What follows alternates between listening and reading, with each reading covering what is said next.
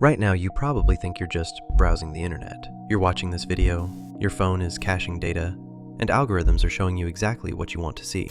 But what if I told you that the entire World Wide Web, from Google and YouTube to the deepest corners of the dark web, is just a decoy?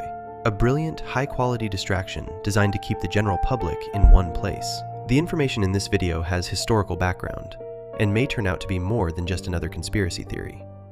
Watch the video to the end, and you'll understand why.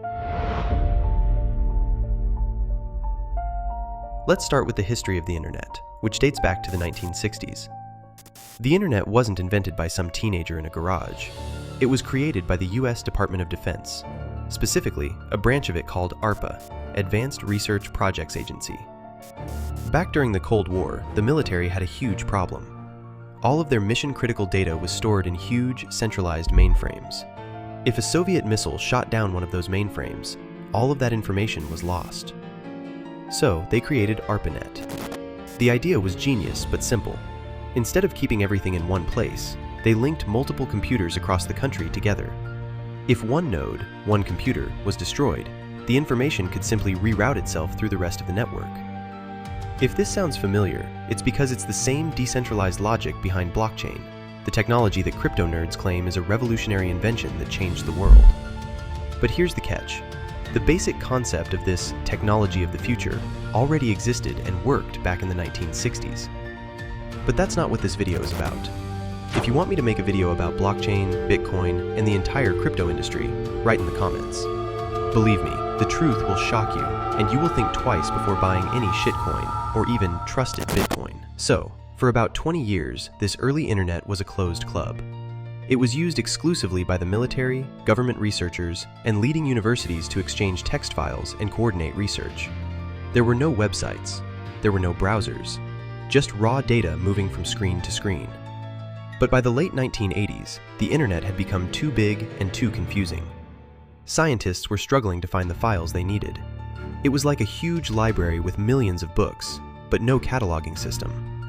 The internet desperately needed a way to organize itself. And that brings us to the early 1990s, when two very different solutions were born almost simultaneously. The first solution came from Europe. Over in Switzerland, at a massive physics research center called CERN, a British scientist named Tim Berners-Lee was trying to solve this exact problem. He wanted a system where scientists could easily share their research papers. His solution was the World Wide Web. And this is a really important distinction. The internet and the World Wide Web are not the same thing. The internet is the physical infrastructure, the cables, servers, and computers connecting the globe. The World Wide Web is just an application that runs on top of the internet. Berners-Lee invented something called hypertext. You use it every day. When you click on a blue link on a Wikipedia page and it jumps you to a new page, that's hypertext. It's a web of connected documents. His vision for the web was flexible, somewhat chaotic, and visual. It was designed so that eventually you could add different fonts, colors, and graphics. It was built for exploration. But right across the ocean, another team was building something entirely different. At the University of Minnesota, a team of developers led by a guy named Mark McCahill created their own system to organize the internet. They called it the Gopher protocol, named after the university's mascot, the golden gopher, but also because the system would literally gopher the information you wanted. While the World Wide Web was this messy web of links, Gopher was strictly organized. It was purely text-based and hierarchical. Think of it like the file explorer on your computer. You'd connect to a Gopher server, and instead of a colorful web page, you got a strict numbered menu. You press 1 for a folder, 2 for a document, and so on. There were no pictures, no fancy layouts, no pop-up ads. It was a cold, hyper-efficient system. And because it was just text, it was very fast, even on the incredibly slow dial-up modems of the 90s. For a brief, critical moment in tech history, these two systems went head-to-head. The World Wide Web versus Gopher.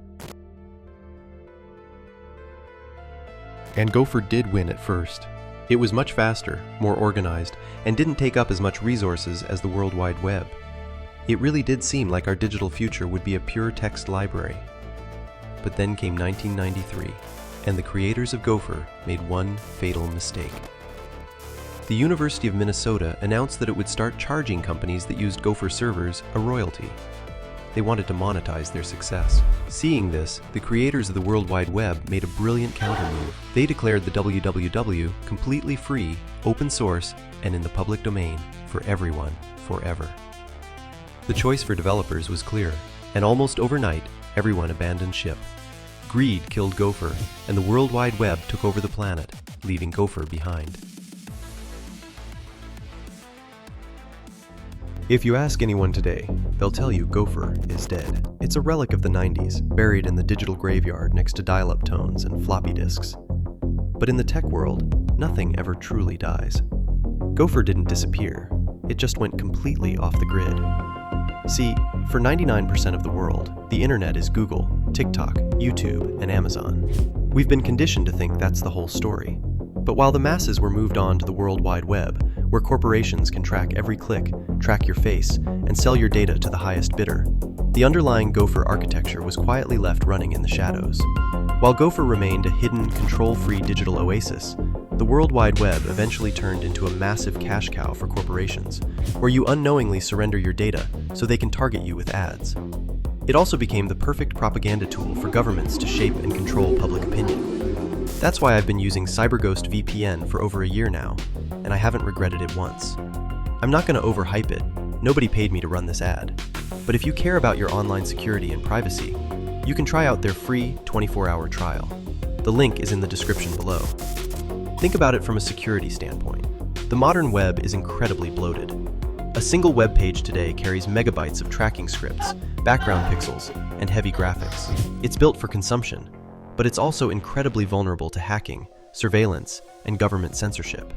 But high-level data exchange, the kind used by military intelligence, deeply hidden government departments, or closed research institutions, doesn't need graphics. In fact, to the people who actually run things, graphics are a liability. Gopher doesn't support modern web scripts, which means it's practically immune to almost every conventional cyber attack or tracking tool used today. Because of that, a parallel universe called Gopher Space has been operating in total silence for over 30 years. It runs on the exact same physical cables and servers as the modern internet, but it is completely invisible to Google's web crawlers. If you try to search for anything inside Gopher Space using a standard search engine, you'll get absolutely zero results. It's a closed ecosystem, a ghost network operating right under our noses. Independent digital archaeologists who have built custom tools to map this hidden layer have found some incredibly bizarre things.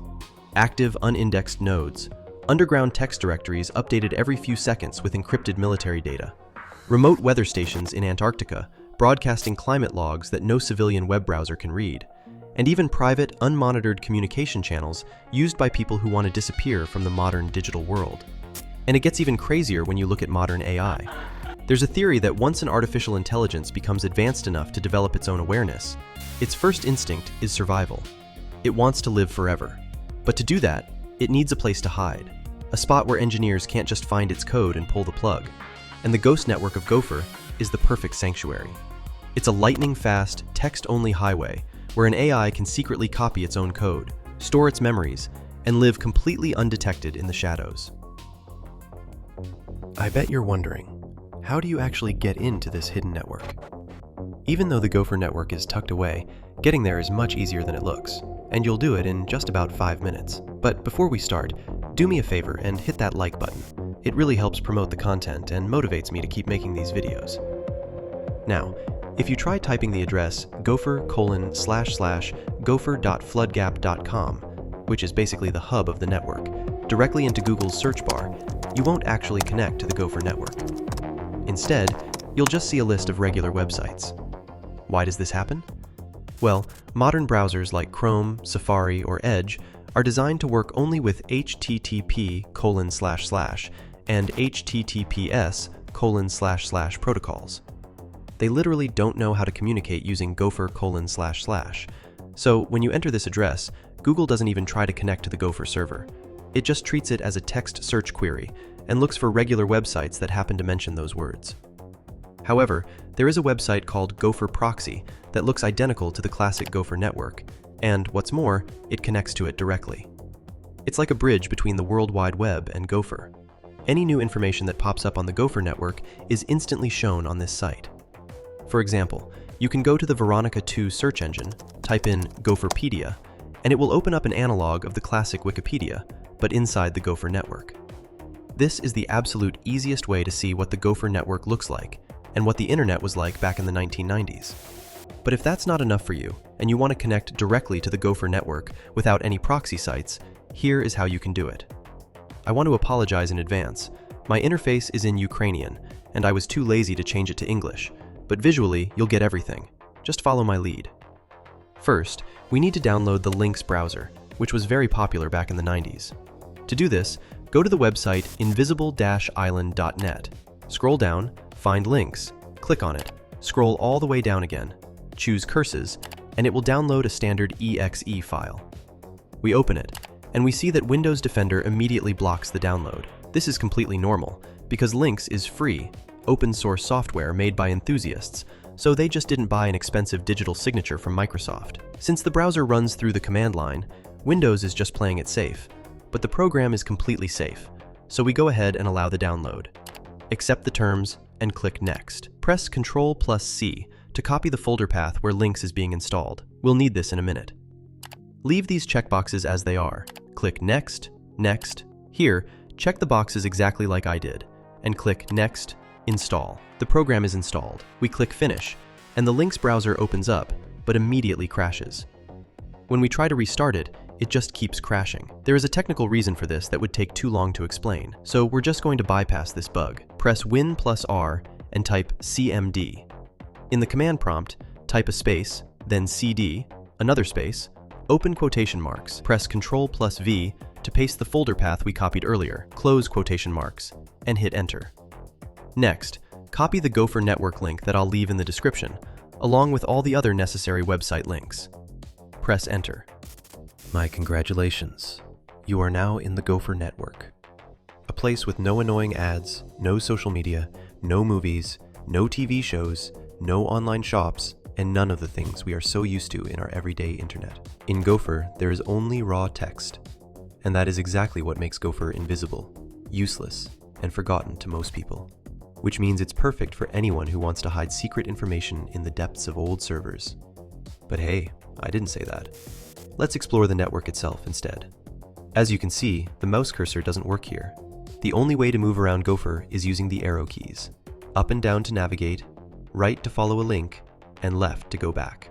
The first thing you can explore in this network is ASCII art. These are pictures made entirely out of text characters. To find them, scroll down, find the Veronica 2 search engine, hit Enter, type ASCII, hit Enter, and a bunch of links with all kinds of art will pop up. You can click through them one by one to see how people entertained themselves back in the 90s. The next thing you can find in the search is all kinds of hacking information, dating all the way back to those same 90s. To do this, type freak in the search bar, and you'll get tons of articles describing different stories or hacking methods. You can also type Anarchy Cookbook to find even more hacking info, which I probably shouldn't show on YouTube to avoid getting banned. Overall, you can click around different links, read different articles, and maybe you'll find something really interesting, something you won't find anywhere on the regular internet.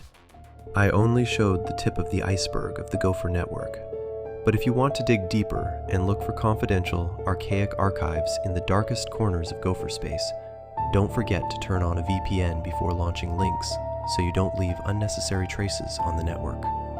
The Gopher network is hidden from most and forgotten by most, but that doesn't mean it's completely encrypted. It's a transparent technology from the 90s, which means your internet provider, government intelligence agencies, and even random cyber spies on your network can see exactly what you're reading in real time. So, don't attract unnecessary attention to yourself. I'm sure there will be those who say that I'm dramatizing, and this is just an old network kept up by a handful of computer enthusiasts who missed the happy 90s. But I will ask you a counter question. If this network has existed for more than 30 years and is still being used, then why does almost nobody mention it? Why are there only a few videos about Gopher on YouTube? Why are there no step-by-step instructions on how to get there? I spent a whole day figuring out how to launch Lynx, which kept crashing on Windows 11, and how to finally get into the Gopher network when a modern laptop literally wouldn't allow me to do it, giving a whole bunch of errors that I didn't show in the video. In the video, I only showed the method that worked for me after dozens of attempts. But whether it will work for you, and whether you will be able to log into Gopher, for example, through Mac OS or Windows 10, I don't know. So finally, I want you to think. If Gopher is a relic of nostalgia for the 90s, why then did someone work on complicating access to this network so that you could never get into it?